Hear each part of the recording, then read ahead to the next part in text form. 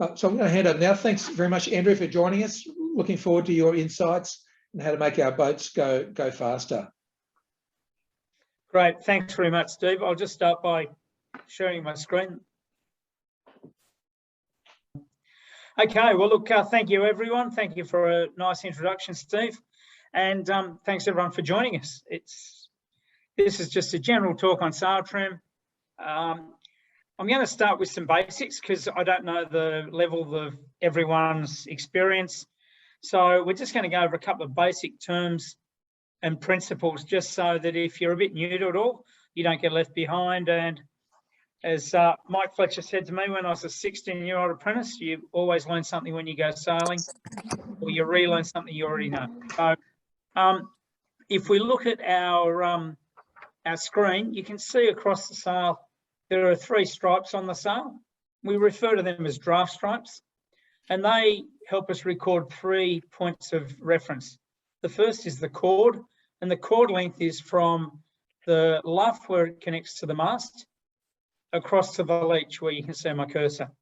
So that chord length is used for when we're photographing sails or we're looking at sails, and that gives us a reference length, which we then use to determine the draft position of the sail. And the draft position is the deepest part when we measure from that straight line down to the deepest part of the sail. And that gives us the draft position fore and aft. So in this case, that draft is at 36%.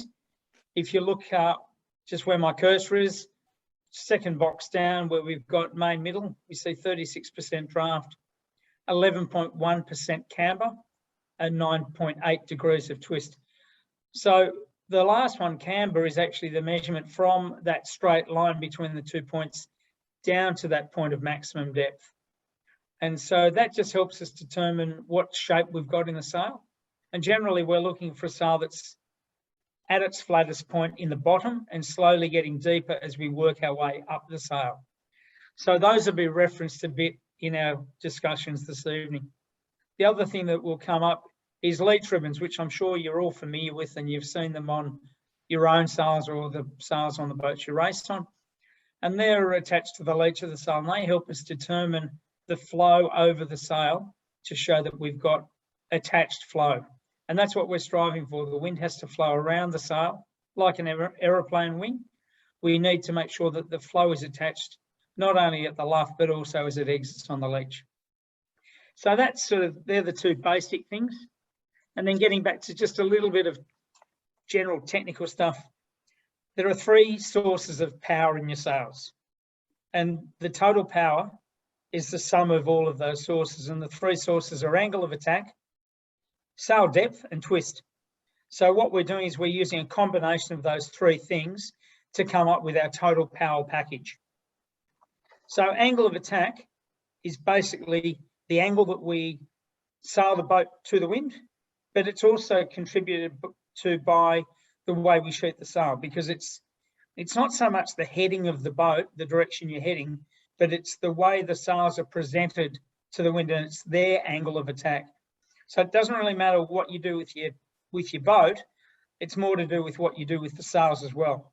But because we're generally talking about angle of attack when we sail upwind, it's more to do with your heading. So I'm just going to change our view here. So what we can see here is boat sailing along. It all looks pretty good. I've just got to move the zoom box to the right.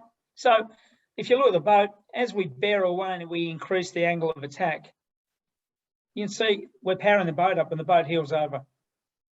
As we sail back up into the wind and reduce the angle of attack, we reduce the power and the boat's more upright. Pretty basic stuff, I know, but I just want to go over all the basics with everyone. The next thing we look at is sail depth, because depth gives us power. So we're trying to work out how to balance these 3 factors to give us the right amount of power for the conditions we're sailing in. So again, you look at the boat. If we ease the backstay off, that actually straightens the mast and makes the mainsail deeper. So as we ease the backstay, you see the power increases and the boat heels over. As we pull the backstay back on, you see the boat stands up. And then the third contributing factor is twist. So again, if you look at the leech of the mainsail, as we ease the main sheet, that increases the twists and depowers the sail. So as we ease the sail and depower, the boat stands up. As we trim on and reduce the twists, we power the boat up more and the boat heels. So to put another spin on it, just to show you what impact that has, if we look up at our sail now, you can see that all the leech ribbons are flowing. If we bear away too far and increase the angle of attack, as you pull away, the sail starts to stall, and you can see that the leech ribbons actually stall out. Now we're sailing at 50 degrees, which is quite low on the wind. As you come back up into the breeze and we reduce the angle of attack back to where it should be, all of a sudden our leech ribbons are flowing. So as you know, if you're sailing along and you bear away without letting the sails off, they're going to stall. It's all about keeping the flow over the sails. Same thing when we're looking at depth. So if we look at our mainsail now, it all looks pretty good. Then if we ease the backstay off and we make the sail too deep, it'll stall. So as the backstay gets eased, and look at these draught stripes, particularly the ones up in the head. As we ease the backstay off, sail gets deeper and deeper and doesn't quite stall. I'll pull a bit of main sheet on. There you go. So you can see how deep the sail is up here if you look at that top stripe. Pull the backstay back on. We see the mast bend, the sail gets flatter, and all of a sudden the leech ribbons are unstalled and we're sailing again. And then the last one is twist. And again, we're sailing along. It all looks pretty good. We pull the main sheet on and we close the leech up again. So twist, angle of attack and depth are our three contributing factors. So they're just 3 points that you've just got to be mindful of. Okay, where's my next slide? Sorry, I told you this would happen. Okay. So the whole thing that we're aiming for when we're sailing, and again, it's something you all know, we're striving to generate enough power so that we can sail for the conditions. Obviously, you need enough power to get the boat through the water. So we're always trying to get enough power to make the boat powered up and sailing well.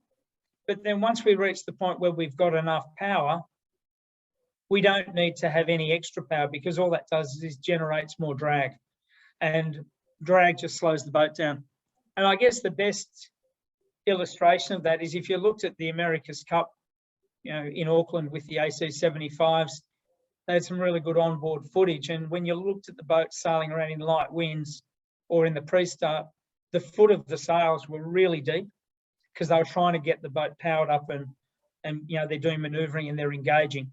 As soon as they were foiling, if you looked at the foot of the main, and it's worth having another look when you get it off this call, the sails were dead flat because they were going so fast they didn't need all that parasitic drag. So it's all about balancing the depth with the power you need, and once you've got enough power, get rid of the drag because it's not doing anything to help you go forward. So in terms of our sail controls, on the mainsail, probably the biggest one is the main sheet. And so what we're doing is we're using that to control the twist in the sail and the power in the sail. So if we have a little look from behind, you can see here, and it's sort of what we did in the earlier illustrations. Main sheet comes on, we generate more power. Main sheet goes off, we stand up. But probably more pertinent to mainsail trim is if you look at where the boom is, it's quite low. It's nowhere near the centre line. And on a whole, on most yachts, you're trying to keep maximum power until you're fully powered up. And the best way to do that is to bring your traveller up to windward. And what that does is it keeps you pointing quite high. But obviously, as you do that, you need to make sure you don't stall the sail. So as we bring the traveller up, I'm going to show you this from a different angle. So I'm going to bring our traveller right up, and that's going to give us a good angle to sail at. So you see now we've brought the traveller up without adjusting the sheet, and now the sail is stalled at the top. And if we look at it from behind, you can see here we're still not even on the centre line. So if we bring the traveller up even more, until the boom's actually on the centre line of the boat, when we go back to our other view, you'll see the sail's fully stalled. There's nothing wrong with that, but all we need to do is retrim to make sure that the sail is working, but we're getting the benefit of the high traveller. So what we do, because we brought the traveller up, we need to ease the main sheet. So as we ease the main sheet, all of a sudden, we've got our leech ribbons flowing, we've got our boom up on the centre line, which is giving us maximum power.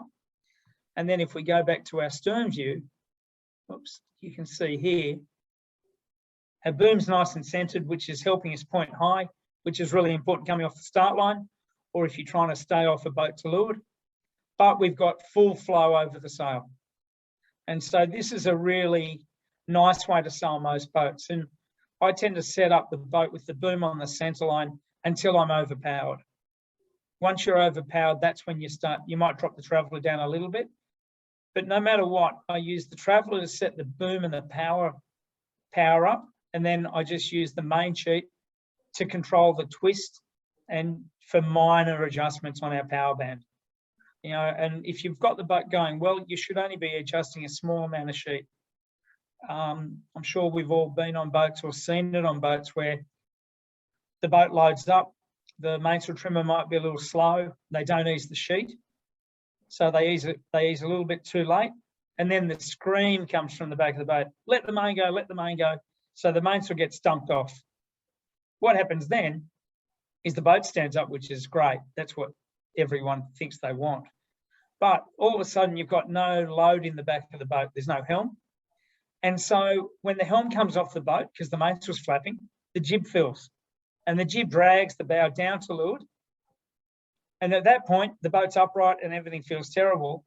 So the mainsail trimmer, he's just got another bollocking because the main's not on. So he pulls the main back on. That loads the boat up, but now our angle of attack is down at 50 degrees. As soon as he pulls the main on, the next gust hits and you round up again. Let the main off, let the main off. And so we've all been there. We've all seen it. You see these boats S-ing through the water with some special words that children probably shouldn't hear. And it's not a lot of fun. But if you get the boat set up really nicely, and on a 40-footer, I might ease 2 inches of main sheet max in a gust. You know, but I'm talking to the driver saying this, you know, we're a little bit too heeled here, and we ease a little bit of sheet. And what that does is it just allows the driver to get through the path. And the mainsail trimmer's got a really important job because they've got to keep the boat on its feet. And Wongy's on the call, and Wongy and I've done a lot of sailing around Drummoyne and Balmain together, and you know, he works really well to make sure the boat's on its feet. So once you get the boom set up where you need it for the day, try and be in tune with the angle of heel and keep the boat going. But big adjustments on the main sheet on a puffy day normally work against you. So that's a really important adjustment to have. The next most important adjustment is your backstay. And so the backstay does a couple of things. It helps you pull the, can you guys hear me? Give me a thumbs up. My camera's stalled, that's all. So the backstay does a couple of things. It allows us to flatten the mainsail because we bend the mast. So as the breeze gets up and we need to keep the boat on its feet, we bring backstay up and that flattens the mainsail. So if we look at our view from on board as the mainsail trimmer, and we'll get the backstay pretty well up there. So if we ease the backstay off, you look at these stripes, they tell the whole story. So as the backstay comes off, and watch these leech ribbons up at the top of the sail, backstay comes off, mainsail gets deep, and you can see the sail stalls, but also you can see how deep the sails become. At the opposite end of the spectrum, what we do is as we bring the backstay on, we bend the mast, the sail gets flatter, you can see the sail getting flatter at the draught stripes, and we depower. But another view of that, just one that you've probably never seen before, because none of us have got helicopters, mind you, some of you guys might use drones, is if we look from an aerial perspective, okay, backstay is off, you can see the sail's nice and exhausted. As the backstay comes off, the mast straightens, you can see the sail getting deeper, and then all of a sudden, we've got a nice straight mast and a very powerful sail. So the backstay is really dynamic. most people have a cascading system or a hydraulic backstay. The cascading system's great because it's quite quick to adjust. Whereas if you've got an integral backstay on the back of the boat, it takes a little bit longer to adjust, but you still have to, strive to keep playing with it as the conditions change. So that, the backstay is still, that and the main sheet are your two most dynamic adjustments because they're really quick to adjust all the time.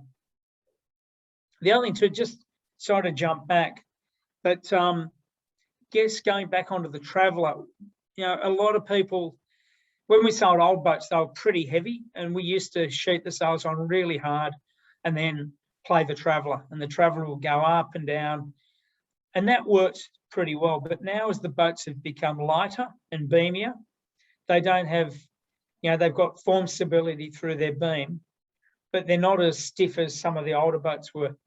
And what happens is if you ease the Traveller, and we sort of covered this with the twist setup, as you ease the Traveller down, yes, you open the gate, the barn door, and you depower the boat slightly, but what does happen is the twist remains the same.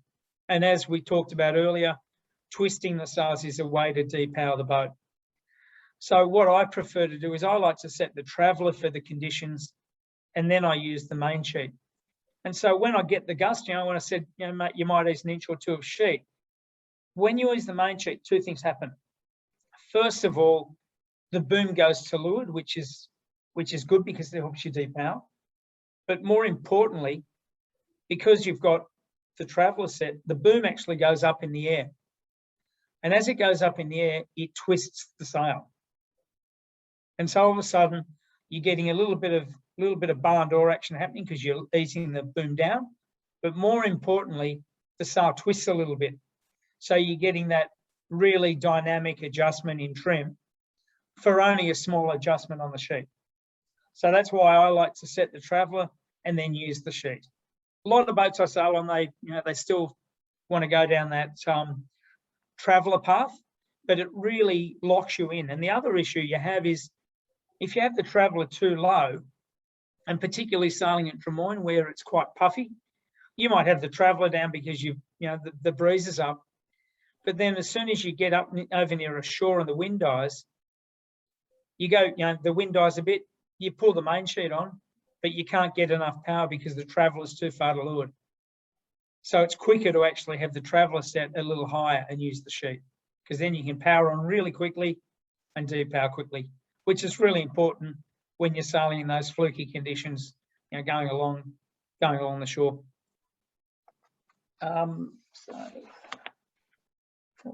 Okay. Yeah, so the backstay we've covered. Another important thing to bear in mind if you are using the backstay is when you trim the backstay on the mast bends and it increases the twist in the mainsail. When you ease the backstay, the mast gets straighter, the sail gets steeper, and it reduces the twist. And that, so you can see here, we've got this top leech ribbon installed because the backstay's off. If we look at it from down below, so we've eased the backstay without adjusting the sheet. So when you ease the backstay, you've got to ease the main sheet. So as we ease the main sheet here, all of a sudden our leech ribbons are flowing. Backstay comes on, mast bends, mainsail gets flatter. Now we sheet the mainsail on a bit harder for the conditions. Breeze gets light, backstay goes off, sail stalls, ease the main sheet. So you've got to keep playing with both things. You can't just do it with one or the other. Every time you pull the backstay on or let it off, there's another adjustment required. You need to change your twist because the mast bend changes the twist. Okay, so the last thing that we've got as an adjustment on our simulator is luff tension. And if you look at this second box down where we show the draft of the sail and the camber and the twist, as we ease the Cunningham off, we see the sail gets deeper and the draft moves aft. But now I'd like you to watch this middle stripe because this is quite an important thing. As the luff tension comes on, you'll see the draft will move forward and the leech of the sail will get straighter. So as the Cunningham comes on, we can see two things. The draft has moved forward here to 31%, But if you look at my cursor, look how straight the leech of the sail is. So the Cunningham does a couple of things. It drags the draft forward because as the wind increases, the draft naturally wants to creep aft. So we pull the Cunningham on to keep the draft in the position we want. And then that also flattens the leech for us, which helps us depower. So we're getting another, good adjustment in the shape of the sail. So if you watch that stripe again, you can see here it's almost inverted, it's so straight. So as the luff tension comes off, if you watch the stripe, you'll see the curvature returns, and all of a sudden we've got a nice, more even shape and a bit of return in the leech, which is important. So that covers what we can cover on the simulator. There's a couple of things that we can't cover just because, this is pretty old, this thing, and we don't have all the gadgets on it. But the outhaul is a really important adjustment, and the outhaul basically controls the bottom third of the mainsail. And so, as I spoke about it earlier, we're always striving to generate power where we need it, and once we've got enough power, we need to get rid of any excess drag. So the outhaul is one of our first go-to areas because we're trying to make the sail flatten the bottom and slowly get deeper as we move up through the sail. So as the breeze increases, you pull your outhaul on, flatten the foot of the mainsail to get rid of that drag down low. And that will, that because it covers the bottom third, it also affects some of the backwinding that you'll get. And then if you can, get the sail as flat as you can, then you're sailing along, it's all going well. But where the outhaul becomes really important is when the conditions are a little bit light or a bit puffy. So what happens is you're sailing along, the breeze drops 3 or 4 knots, the boat stands upright. You as the helms person feels that there's no helm in the boat. The helm gets light, you start losing your height. If you ease a handful of backstay of outhaul, what it does is it rounds up the foot of the sail, which gives you power. It rounds up the lower leech area, which is, again, gives you your height and helm.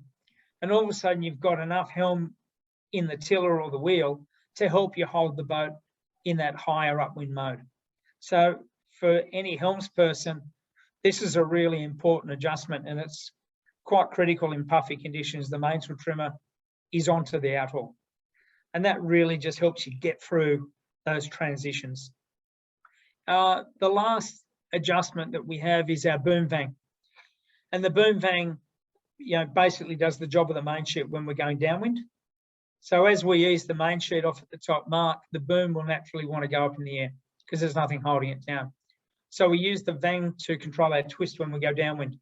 And you basically want to eyeball the top batten and make sure that it's no more closed than parallel with the boom. And then once you've got your twist right, then you just trim the mainsail off the main sheet. But keep an eye on those leech ribbons because again, it's about twist and keeping the sail working. We've had this question before. Well, my boat doesn't have a traveller, and that seems to happen on some of the cruising boats or cruiser racers, as well as some dinghies. So in that situation, we use the vang to control our twist instead of the main sheet. So it's not that popular on yachts because most of the time the vang isn't strong enough to be able to handle those loads, but you can still use it. So what you do is you set your vang up to control your twist, and then you use your main sheet to help control the power. So we don't have the same flexibility as we do with a boat with a traveller system, but it does a pretty good job.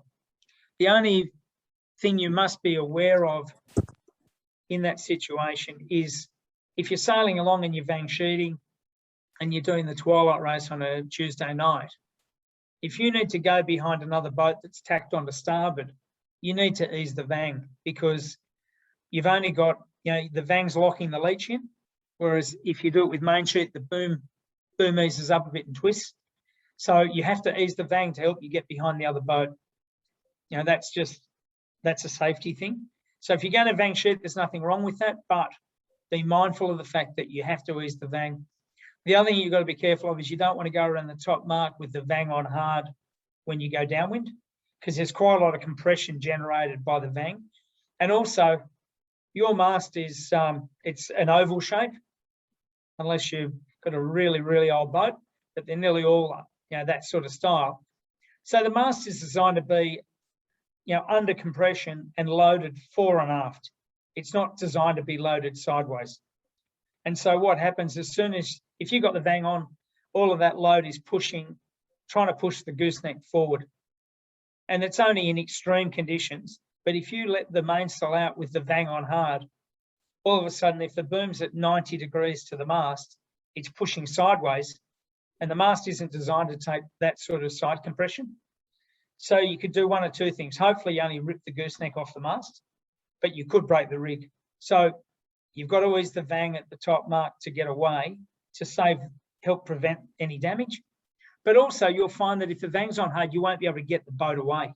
It's no different than what we're talking about, trying to duck a boat when you've got the vang on when you're going upwind. So vang sheeting is something that you can do. And you've got to do it if you don't have a backstay. So it's just, that's just how you settle up. You use the vang to control your twist. And again, as we discussed earlier, twist is one of the things that controls the power in the sails. So moving on to jibs. So I'm just going to take across here. And I think the big thing, is someone recording any questions that come through? Warwick, are you doing that? Just give me a thumbs up. Are we getting any questions? Okay. Well, why don't we'll come back to them at the end.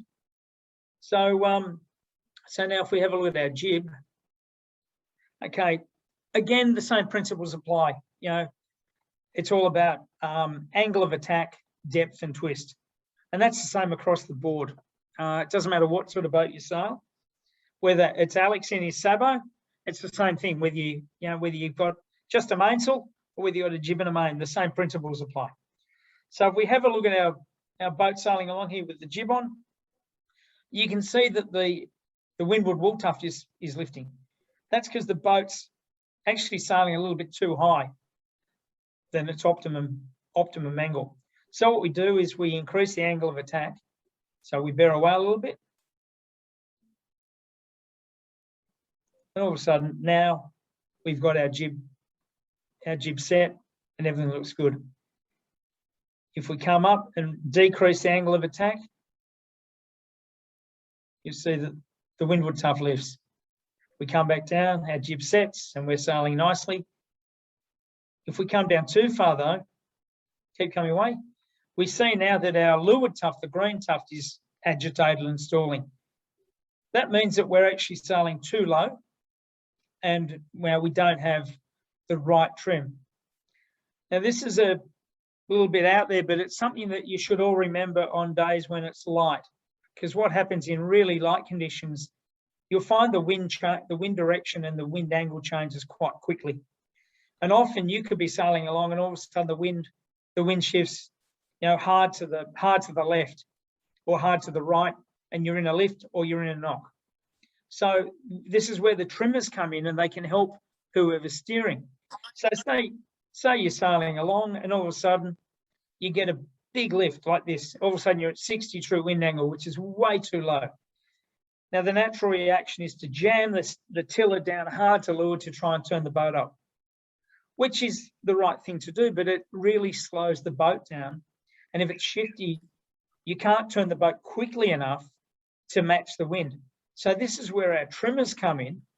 And what they do is they go, hey, you're low on the jib there. Come on, Steve, get her on the wind, mate. I think you've heard that before, Steve. So what happens is the jib trimmer goes, okay, you're a bit low. We're in a big lift. I'm going to ease some jib. And so they ease the jib out. And unfortunately, I had the jib pretty eased at this point. So let's just make this example work a bit better. It's all about trying to get the theory of this working for you so you understand it. Okay, so now we've got our header. We're a little low. I'm on the jib and I go, hey, Steve, we've got a big lift on. I'm easing the jib sheet. So I ease it off. All of a sudden, our wool tufts are flowing again. So the boat's accelerating because the sail's not stalled. And then Steve goes, oh, great, coming up now. So as Steve starts coming up, I start trimming on. So now as he's coming up, we start trimming the jib sheet back on, which is on the top left-hand, a third of the way down. So on comes the jib sheet. He comes up a little bit more. I get the last of the jib on, and we're there. Same thing happens. Okay, so we sail into a big knock. All of a sudden, a big knock is the same as sailing the boat up too high. So what happens is we get a knock, and I'm down the leeward because it's light. I say, we're heading here, Steve. So I'm trimming on. So I trim the jib on as hard as I can, and that's still not quite enough. But as Steve comes down, once he's down on the jib and it's set, I can ease the jib back to where it should be. He keeps coming down. So it's more about being dynamic with your trim rather than just going, hey, you're too low, come on. Try and help the helms person out. And this is more of an issue when it's light because the wind shifts quite quickly and you can't turn the boat quickly enough. So if the trimmers can help, they can ease the sail quickly, and ideally you ease the main and the jib together. And then as the boat comes up to match the new wind direction, those sails get trimmed on. If you're sailing into a header, try and trim into the header rather than just barking at the helmsman or helmsperson that they're too high on the jib. So that's where your wool tufts work. Your main control for the jib is the jib sheet, obviously, and that helps us, control twists and depth and angle of attack, as we discussed. If the jib sheet's too east, we can increase the angle of attack by sheeting the sail on. And so basically, if we have a look from the stern, there's a bit of jib sheet off here. So looking from astern, as we ease the jib off, we can see that the foot gets rounder and the clew comes up. But also, if you look at our wool tuft, see here that we've changed the angle of attack, and now the jib wool tuft is lifting on the windward side. So now as we trim back on, changing the angle of attack just through trim, we trim the sail back on, foot gets flatter, sail comes on, and all of a sudden our sail's trimmed again. So jib sheet controls angle of attack as well as whatever the helmsperson does with the tiller or the wheel. And another example of that is if we go to our spreader here, and we can see our wool tuft down here. As we ease the jib sheet off, we see the twist increases and the angle of attack opens up. Our jib starts to collapse. We pull the jib sheet back on. We close down the twist and our wool tuft's set again. So the jib sheet helps us control depth and twist and angle of attack. Those three things that we covered earlier. And so it's an important part of the routine, and it's quite dynamic because you ease an inch of jib sheet, it changes the sail quite a lot, and it's quick to do. When we were talking about that scenario where the wind changes, so you make an aggressive adjustment with the jib sheet, it's quite a quick adjustment that you see the result from pretty quickly. Our next adjustment is our jib lead. And so again, with our jib lead, as we ease the lead aft, we see the foot getting flatter and the clew going up. As we trim the lead forward, we see the foot getting rounder, and eventually it closes the leech up. That's again stuff that you've all seen before. But if we look up at the leech of the sail, it just gives us a better illustration. So lead coming aft is increasing the twist and depowering the boat, which is generally what you're doing this for. So as it comes aft, you see the leech opens up. As we come forward, we reduce the twist and we close the leech up. So it's quite a dynamic thing to do. And if your boat has in-haulers, they pull the clew in and out, which is part of the deal, but the jib lead still does the same job. And we are going to go, when we finished on the simulator, we've got a couple of animations on what happens with your jib lead. So don't worry about that too much at this point. Backstay again, apologies to Alex. I'm sorry, but you don't have a jib or a backstay, mate. So you're in a bit of trouble right now, but you will have at some point. You'll certainly have a jib soon enough. So the backstay plays a big part on all of the sails, but it's quite dynamic on the jib as well. So if we look from behind, it doesn't quite work on the jib. So I'm going to change to the mainsail here.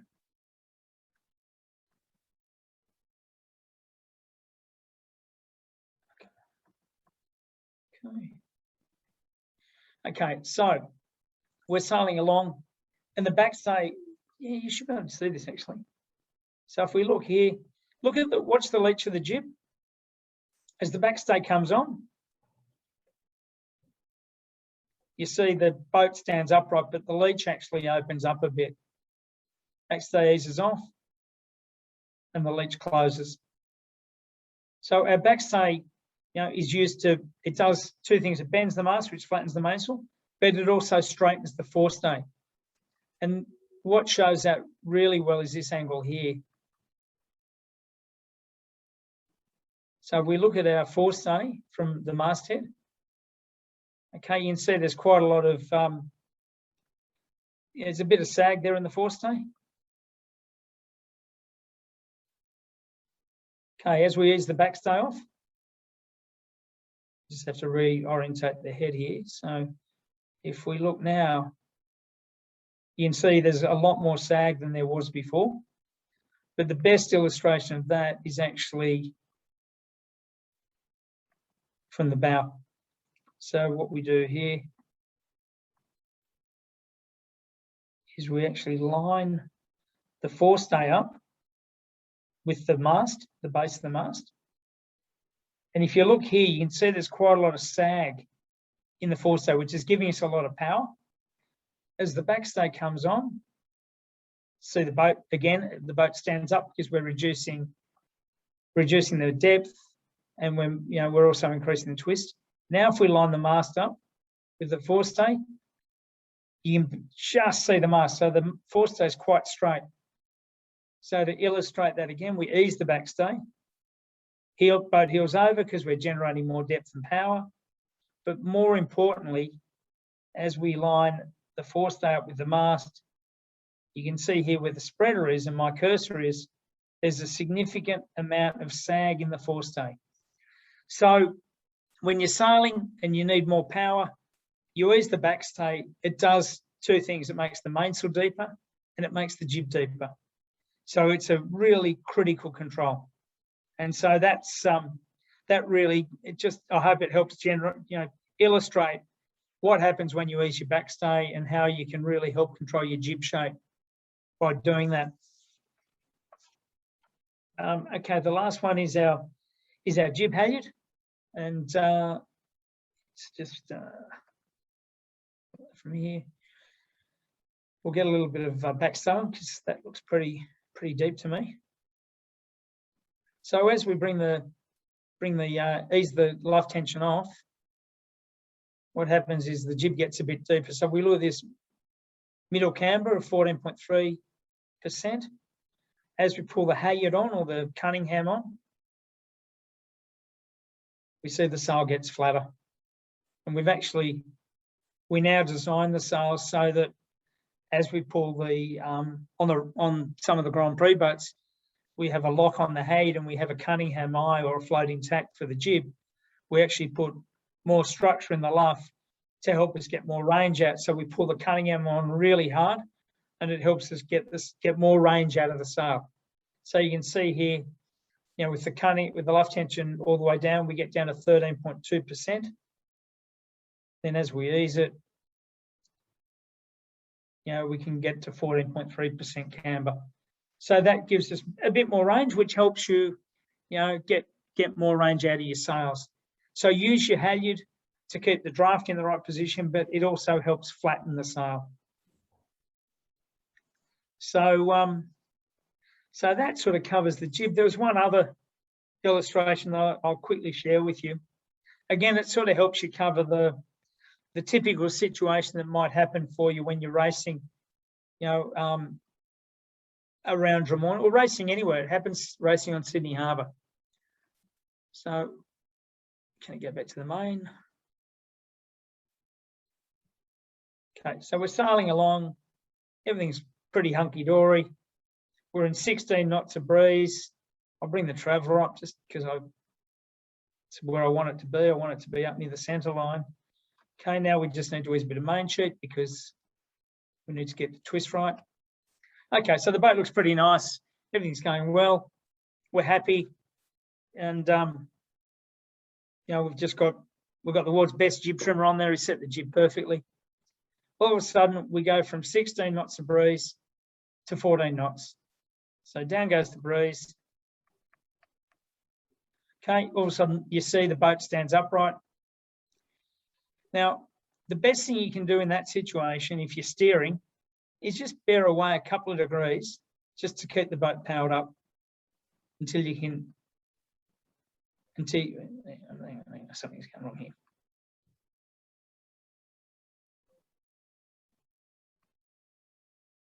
Hang on. I've never seen this before. The traveller's actually easy. Hang on. Maybe I might have been a bit wide on the breeze there. Who's on main sheet, Harvey? Be that idiot from North Stars, I reckon. He's probably had a couple of beers the night before and he's a bit dusty. So basically what happens though is as the breeze drops, the boat stands upright. Now, it's easy just to sail the boat too flat, but your best bet is to bear away a couple of degrees to keep some heel on the boat. And then this all happens quite quickly. Then the next move is to ease the backstay. So you ease the backstay and then the boat heels over. So that allows the helmsperson to come up a bit. So this bear away is only maybe for 30 seconds.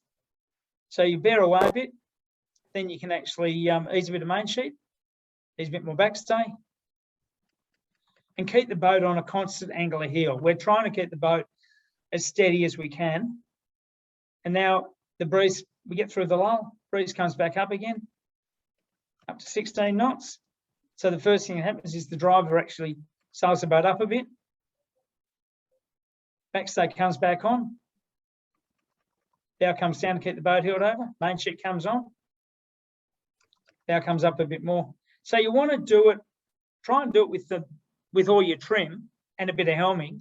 Don't just sail through the lull, bolt upright, flapping with everyone's feet dragging in the water. Try to keep the boat heeled over.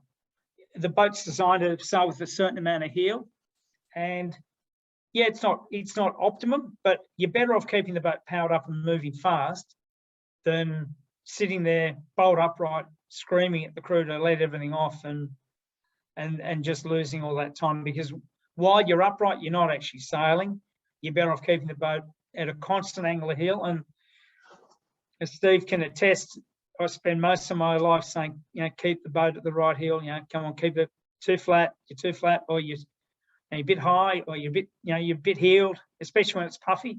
So try and keep the boat at that constant angle of heel, just to get through the puss, because I'm sure that scenario happens a dozen times on a Tuesday night, or on a Friday night, or on a Saturday afternoon, or a Sunday. So just try and keep the boat moving, and yeah. All right, Warwick, that's me. I'm toast. Do you got any questions? My quick comment on that about keeping it upright, what normally happens to me is I'm the guy on the trapeze wire and I normally just get teabagged. Yeah. Yeah, so you don't mind if the bloke on the tiller actually bears away a couple of degrees? Not even a little bit. It's usually my daughter, so I can't even yell at her. But yeah, you know, and look, you see it a lot more on a skiff where that happens, because otherwise you end up with two people dragging in the water. So yeah, but it's just about trying to keep the boat moving. We're trying to keep the boat moving as fluidly as we can, and think of the big picture, not bearing away 5 degrees for a minute. Think about just keeping the boat rumbling along, angle of heel, keep the power in the boat, increase the angle of attack. Don't forget, angle of attack increases power. When the wind dies, we need to increase power. What's the fastest way to increase the power? Bear away, keep the boat rolling. And then as we make the other changes, backstay, ease the jib, ease the main sheet, the power comes back on, we change our angle of attack back to the original angle. And then as the breeze comes up, we keep, we sail high, we sail at a higher angle of attack to keep the same power in the boat. So think of the angle of attack as a transition thing that you just try. I spend most of my time saying angle of heel. That's all we want, is a constant angle of heel. If you can get the boat at a constant angle all day, or for 80% of the day, you're probably going to be better than 70% of the guys out there. Harvey, thank you. Like, really interesting. Each one of those controls seems really relatively simple, but it's when you bring the combination together with the steering as well that you really got to be thinking about what you're doing. A lot going on when you go sailing, isn't there? There is. I thought it was just about the beers, but it's not. There's nothing wrong with the beers at the end of the day. That's right. Warwick, questions? I got a quick one. It's more to do with self-tacking jibs, because as someone on a cherub, we've got a slightly different jib setup, because you've actually got a traveller there that you can pull in and out while still keeping the same tension on the sheet. Yes.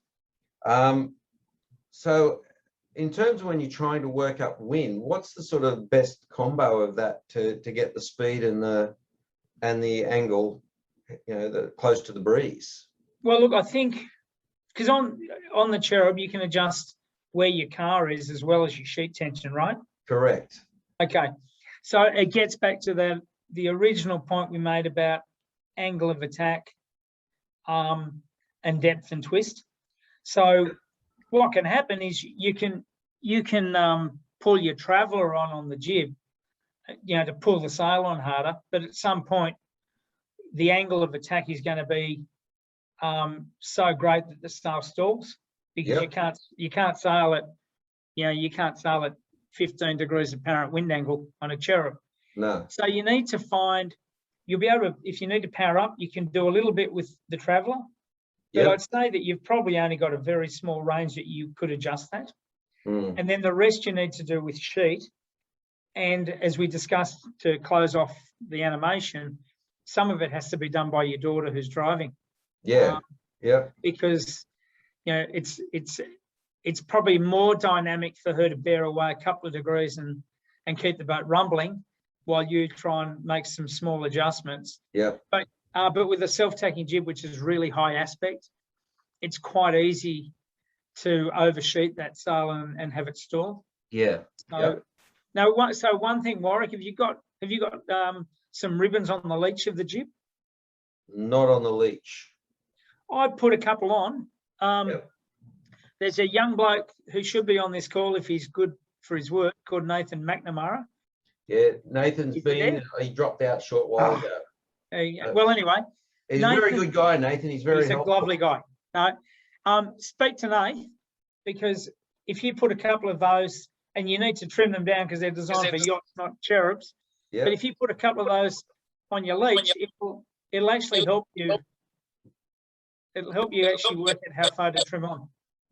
Okay, that's good. I've got another question here. From somebody. It says, what about crew movements on smaller yachts in puffing breeze? Look, basically, again, it's about keeping enough power in the boat. So our goal is to have the whole crew sitting on the side of the boat, because they're, you know, that's generating maximum power. Because if they're sitting in the middle of the boat, they're not actually helping you. You know, you haven't got enough power. So once you get the maximum power and they're all on the rail, that's the optimum. I guess for club racing, the best thing, well, for all racing, the best thing you can do is, if you've got to move crew because it's puffy and it's up and down, have a plan where one person is in charge of who moves. And it might be the first person is the person who does the bow. Because, I mean, I'm assuming it's a boat around sort of 25 to 30 feet, but it doesn't really matter. But if it's a traditional small yacht with a cabin, it's really hard to get over the cabin when you want to move the crew away. So the bow person can actually duck around the front of the mast and get to leeward really quickly. Whereas if it's someone who's behind them, they've got to then clamber over the cabin top, try and get to leeward. When the gust comes, they've got to clamber back over the cabin top. And that makes it really difficult. I'm just going to get rid of, I'm going to stop sharing because I'm getting some background noise, Warwick. So okay. See if that helps. No, it's not. There's still a bit of echo. Okay.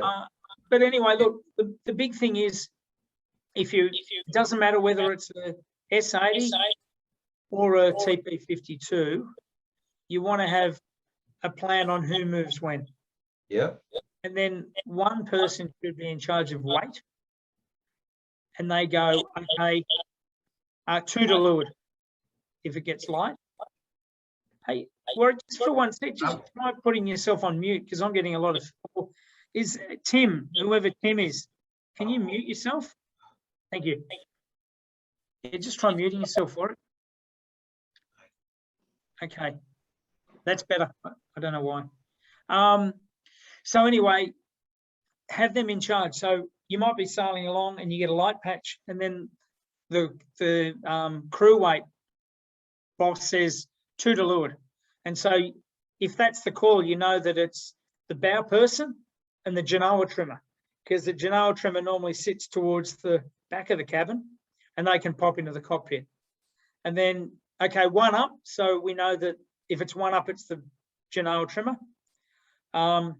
Well, thinking on my feet a bit here, it may actually be better that the 1 up is the bow person, because if it's that light and fluky, the genoa trimmer should probably be in trimming the jib because it's going to be changing.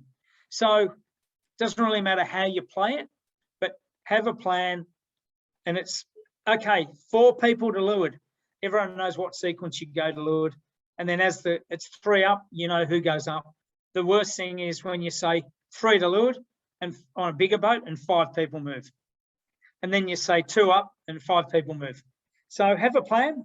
That's a really good question because it's quite pertinent.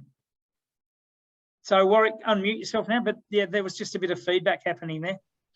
Okay, no, that's great. I've got 2 more questions from Ivan. He said, Yep. Can anyone access the trim simulator? And secondly, is a J70 faster than a Soling? Okay, I'll answer the first question because that's the easy one. Yeah, Ivan, if you meet me with a bag of cash at Drummoyne Sailing Club at the skipper's meeting, I can put you in touch with the right guy. In all honesty, it is available online. I can't exactly remember where, but anyone who is on this call or who watches this call because it's being recorded, if you'd like to send me an email, I'd be happy to forward you a link and you can download it. It's free of charge. And it's just it's a very valuable tool. To save you looking it up, if you're listening, my email is andrew.parkes, P-A-R-K-E-S, @northsails.com. But you can also find my details on our website, or at worst, contact Steve or ring the loft. There you go. Someone's put it up. Nadish has put it up. There you go. northhue.com. So, yeah, feel free to download it. As for Ivan's sneaky question, it's hard to tell, really, because both of those boats you referred to have got North Sails, so they're probably equally as fast. And I'm not going to get drawn. Answer there. I'm not going to get drawn into that argument between you two because it's been going on for the last 18 months. I think on their day, both boats are fast. Particularly in the southerly, I find we're better than the Soling, Harvey. Right, bit more breeze. More of a reaching course. Yeah. Oh, yep. Follow the leader. And so, you can tell that Ivan doesn't like it because he's trying to change to the southerly course. Well, we actually have. Never miss a meeting. There's more than one way to handicap someone. Harvey, just a question. You mentioned a little bit about backwinding earlier. Yep. And so stiff breeze, upwind, just trying to keep, even though you're having to drop the main quite a lot to stay on your feet. Yep. How do you try not to be backwinded the whole time? Keep some shape in the main. Look, there's 2 things. If the mains was backwinding, you probably, that's a fact of life, unfortunately. But what you do need to do is you need to increase the twist in the headsail as well. So on the J70, you might reduce the barber hauling. Yep. But For those of you who sail boats with barber haulers, the barber hauler on the jib is the same setup as the traveller on the main.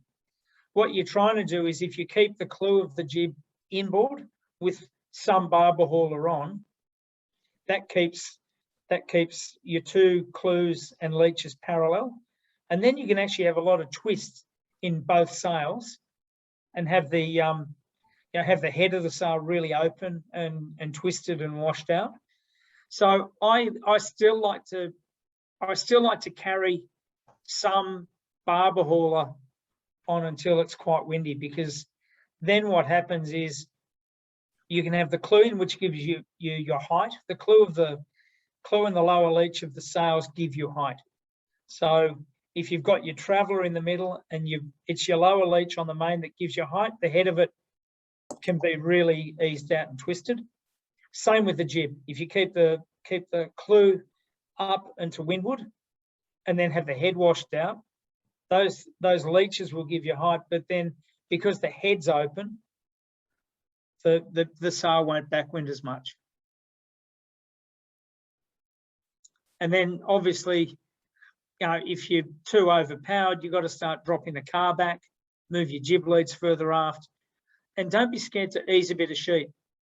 Don't forget, twist is one of the things that controls power. Depth is one of the things that controls power. Angle of attack controls power. So if it's really windy, drop the car back to flatten the foot, have a bit of in-hauler on to keep the clew in, ease the sheet a little bit, and sail the boat high. And I know I talked about heel angle being important. You can be sailing, as long as you're sailing forward and it's all working, you can be sailing with all of your wool tusks basically lifting. It doesn't matter, as long as the boat's driving forward. So don't be scared to sail above the jib when it's windy. Don't try and sail on the wool tusk when it's blowing 25 knots, because you'll just fall over. So just come back to those three things. Angle of attack. So when it's windy, sail the boat high on the jib. Twist, ease the sheet, and depth, flatten the foot. And so don't, if you look at, have a look at some photos on the internet. When we were racing far 40s, we used to in-haul in 22 knots of breeze and have the clew in, and the head of the sail would almost be flapping. And there's nothing wrong with that. It's just about making sure the two leeches are parallel with each other, so that both sails are acting together. And I spoke about the traveller being a little high earlier. The worst thing that can happen, and this you'll see this quite regularly, is when it gets windy, and it's not necessarily a boat with in-haulers, but the general feeling is, I'm too powered up, I better drop the traveller. So you ease the traveller all the way down, and that certainly takes some power away. But then what happens is you've got the traveller down and the boom to leeward, but the jib is still on. So the jib's blowing straight back into the luff of the main and making the luff of the main flap and the whole sail flap. So what happens is you end up with one leech that's to leeward and one leech that's closer to the centre line. The two leeches are acting against each other. So we're always striving to get the two leeches parallel. So if you've got in-hauler on, have the traveller up. As you drop the in-hauler out, you can drop the traveller a bit. But I never ever get the traveller low or lower than the clew of the main being parallel with the clew of the jib, if that makes sense. You need them both to be basically lined up with each other. As soon as you get the clew of the main to leeward of the clew of the jib, the mainsail will backwind and flat. Maybe we'll do another session on that in all the boats in the future. That's really interesting, Harvey. Thank you. Any other questions for Andrew? Yeah, I've got one. So on a nor'easter down at Drummoyne, where it gets quite strong and gusty at times. Yep. So on my boat, I normally just pull everything on and steer just in the gust, maybe feather it a bit. Is that the best way to do it, or I'd be looking at more sail adjustments. Oh, look, Ivan, that's fine. But what you could do is once you're really pressed, what happens with the seiling is, the boat's, well easily driven, and it's got a very efficient sheeting platform. But what you might find is better is keep your traveller instead of dropping the traveller all the way down. Do you do that generally? Ease the traveller forward or keep it up? Normally centre. Yep. So I'd probably keep the traveller on the centre line. Keep some of your jib track on, and then, as you know, just as an experiment, try easing the sheet on both sails, just maybe an inch, and just try twisting both sails. So what happens is, if you sheet it really hard, you can actually get into that hole. You just keep jamming it up to get through the puff. Yeah. But you can actually end up quite slow. And if you get a big gust, you end up just getting almost flattened a bit if you don't get the bow up hard enough. If you've got just that little bit of twist and a little bit of ease in the sheets, you can sail high. And as I said, there's nothing wrong with the luff of the jib being inside out when you're going upwind. But then when you get a light patch, you can actually bear away just a bit, fill the jib up and punch through the light patch. And then when the next gust hits, you've got a bit of twist in the sails. Whereas if you sheet really hard, you go from, I'm good, I've got a gust, I'm staggering, I put the bow down in a lull, I get hit by the gust, I'm staggering again. It's a bit more fluid if you've got more twist. You can just keep the boat, moving through the lulls and the puffs a bit more. Whereas if you sheet everything really hard, you've got this really strong locked-in trim that if you get a big lifting gust, you're really going to be staggering and, almost off your feet, if that sort of works out. Yeah, so keep the travellers up and just use a bit of sheet. Yeah, and so don't over vang the. Do you sail with a bit of vang on when you're going upwind on the main? Not necessarily, not really, no. Okay. Yeah, so just try in those conditions next time you have them. Try using just a little bit. It might only be half an inch of sheet on the jib because you've got a self-tacker. Half an inch of jib sheet's a lot on a soling.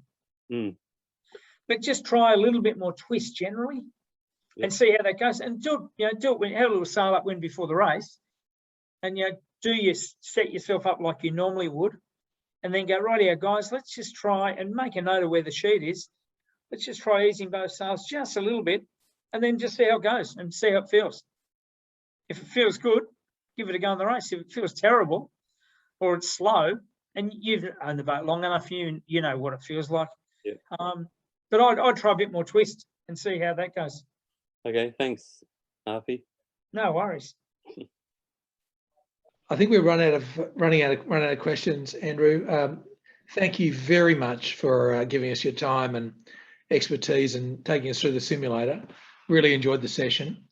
If you pop down on Saturday afternoon, we'll buy you a beer and say thank you in person. That sounds splendid. Well, look, thank you to everyone for attending.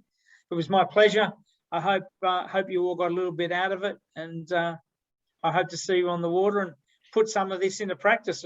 Hopefully you'll all get around the course a bit quicker. Fantastic. Thanks, Andrew, and thanks to North Sails for lending it to us. Absolute pleasure. Have a great summer, everyone, and good luck, and sail safe and sail fair. See you on the water. See you. Thank you very much. Thanks, Harvey.